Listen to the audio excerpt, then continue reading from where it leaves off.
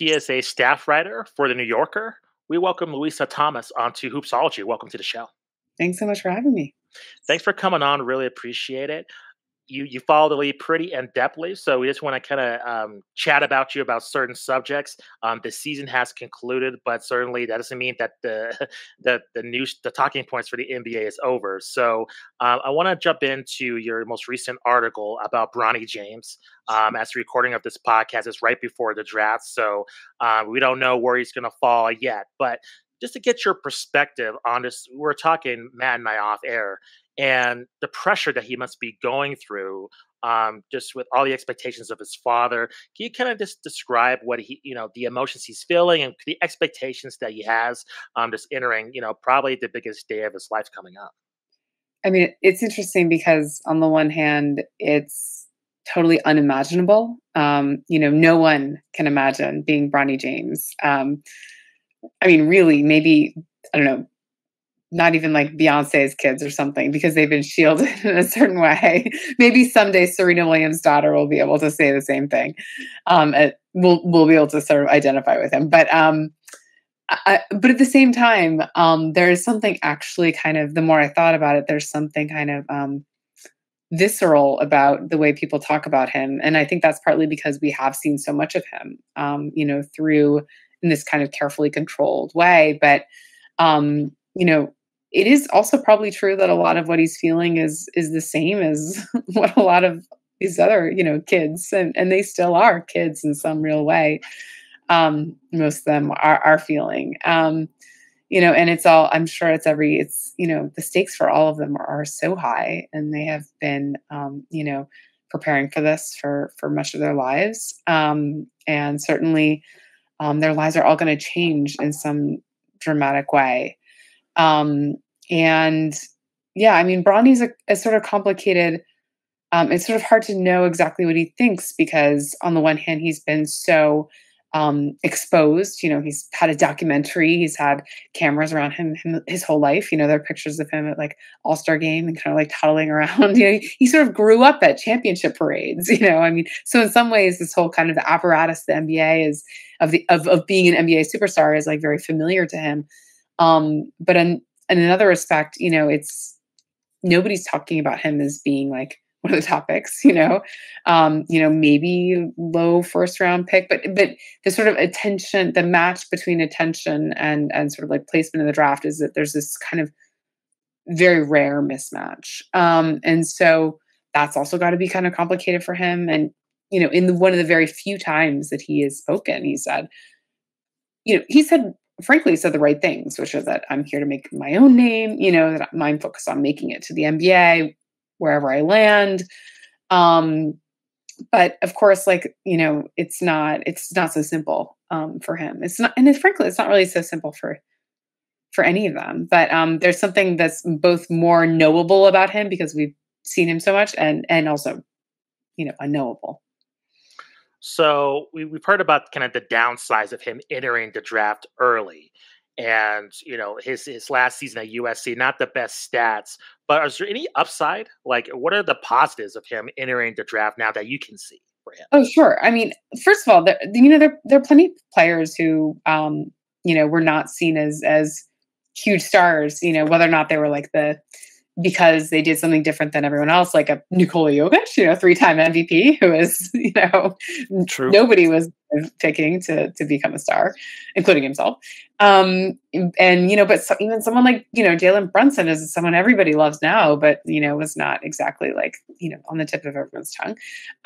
But there are also just a lot of kind of really productive role players, who were either went undrafted or were drafted in the second round or whatever. I mean, part of that is because, we make a mistake if we think of a player as a known quantity coming into the draft, right? I mean, a lot of them are, in some sense, like you can sort of see their ceiling and floor. You think you can, but player development is like a really real thing, for in certain teams do it a lot better. And so part of that's going to be about where he ends up. It's going to be like, is he in a system? Is he allowed to does he allow himself also to be coached, to sort of improve his game, improve his jump shot, play off the ball, like all these things that he has, like people can see that there are these areas of potential. There's certain things he can't do. He can't get taller, like there are certain things that we just see where it's like, well, he's going to have certain limitations as a player.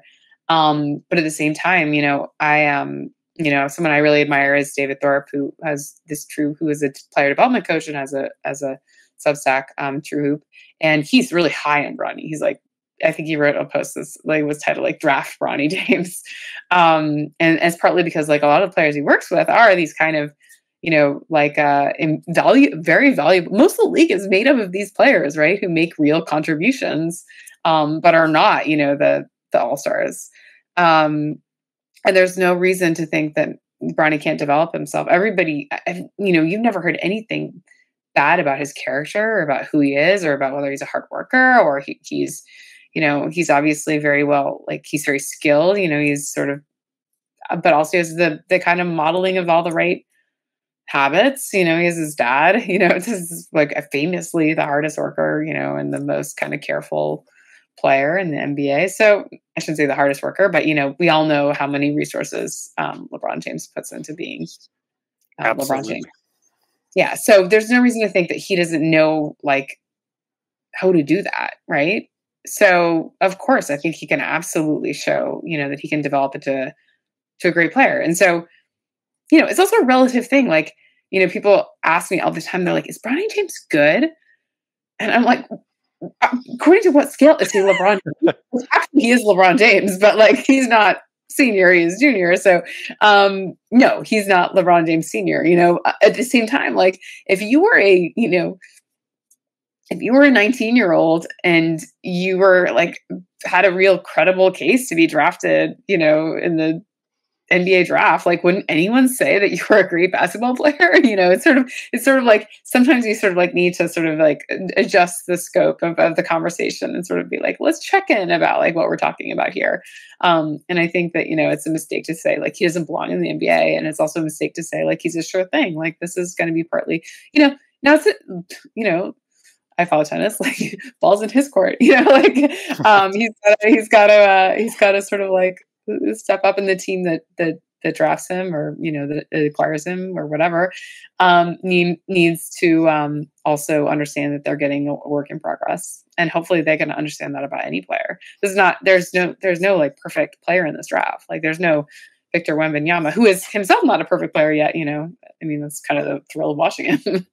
Yeah, absolutely. Well said. I'm curious, want to go back to something you said that's so true of every draft and every draftee is situation can make or break careers sometimes. Are there any teams, franchises that stick out to you as places that may be more advantageous than others for Bronny when considering drafting him?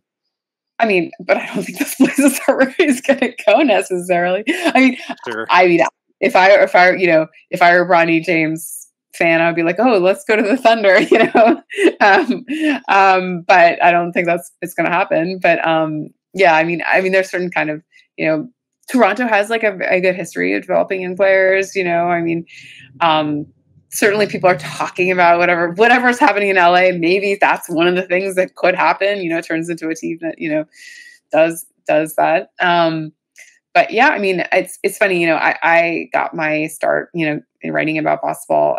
I write about a lot of different sports. But the first time I wrote about basketball, I was writing about the Spurs. This is 2014. And I was at a shoot around. I was standing next to Sean Marks, who was at the time an assistant coach. And I was like, oh, tell me all your secrets, jokingly. Right? And he like laughed at me, And then he got kind of serious for a second. He was like, you should watch Kawhi Leonard. This is before he won MVP, finals MVP. And he's over, with Chip Eglin, they're famous.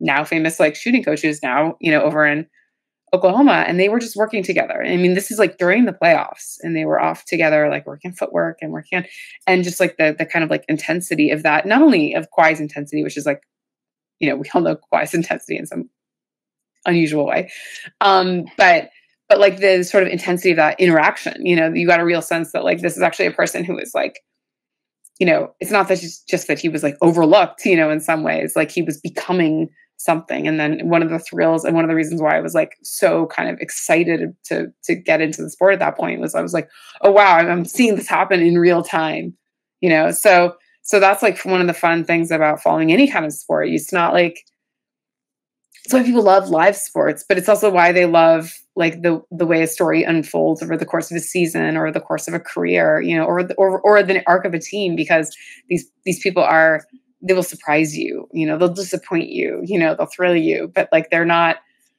you know, you don't know what's going to happen to them. And so, yeah, so there's some teams that I think, the smart teams personally, I think what better way, and I'm sorry, this is a little bit of a rambling answer, but like when we're talking about like value, like isn't the real kind of value, the value you create in your own players, like and developing, like, you know, getting, and I'm not even talking about like money, you know, kind of like shortchanging it, but like I also think it's like a moral, like imperative to do this, right? Like Sure. make your players better. Like, I mean, it just seems like the most kind of economical, the most kind of like justifiable, the most like humane way is to build a team is to, you know, get people who are willing to learn, like bring them together and then teach them. Like that's, I don't know. That's all I want in life. So last final question for you.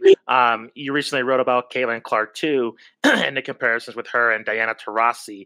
We're headed towards, I would say, the All-Star break. Got a few weeks to go. What do you make of just this overall the WNBA season with her? Not just with her, but Angel Reese, Cameron Brink, Rakia Jackson, even the story of Kate Martin, as well as kind of even the top 4 teams in the WNBA. The Commissioner's Cup is taking place. That's right now.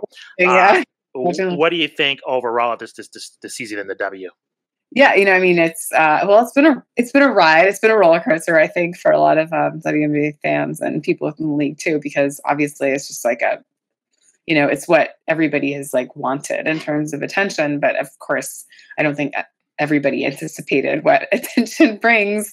You know, I think that the question about, I mean, you know, unfortunately, Cameron Brink is going to be out for the rest of the season. So that's unfortunate. You know, that's also a reality of sport. That's another thing we don't know what's going to happen. But yeah, I mean, I think like things are kind of trending in a great direction because you know, the Chicago Sky and the Fever have played each other several times and seem to be developing a real rivalry, like a genuine rivalry. And so that's the stuff, you know, like that's the kind of tension that's going to sort of really kind of not only like grow the league, but also in a real genuine way. Like that's drama. And I think also like Caitlin Clark's trajectory is, you know, it's exciting. Like it was, you know, she was really struggling early on in the season a lot, you know, and she does seem to be getting, you know, finding her foothold. And like, that's such a great story too. You know, I mean, I'm a storyteller. So, you know, this idea that she's kind of like comes in and struggles and is being targeted in all these ways,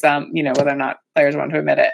But then she sort of starts, you know, finding her footing and also that she's not the only one, that Angel Reese is having, you know, setting records as a rookie, and that, yeah, Kate Martin is such a fun story. And also just like it's another kind of like demonstration, like this is another way like a rookie can be treated. You know, I mean, there's just these like delightful stories. I mean, the WNBA is like a kind of like real, like it's like rich ground for all these stories because like there are tons of like big personalities and teams with like really strong identities. And so yeah, I think that we're moving a little bit out of the kind of like, oh my God, what's happening stage of the WNBA season into something that is a little bit more like grounded in the game, but is also kind of going to offer a lot of new fans, like, you know, kind of footholds for where to watch. So absolutely, it's pretty exciting. Louisa, thank you very much for spending some time with us. Please let our audience know where they can find you on social media, and then anything else you're working on as well. Yeah, I'm on Twitter. I'm on X, you know, Louisa H. Thomas. And on Instagram, but my account is private, so good luck. No, but I and also I write a column on Sundays for the New Yorker. That's the main place, NewYorker.com. It's yeah, come read my sports coverage. Fantastic. Thank you very much. Thanks.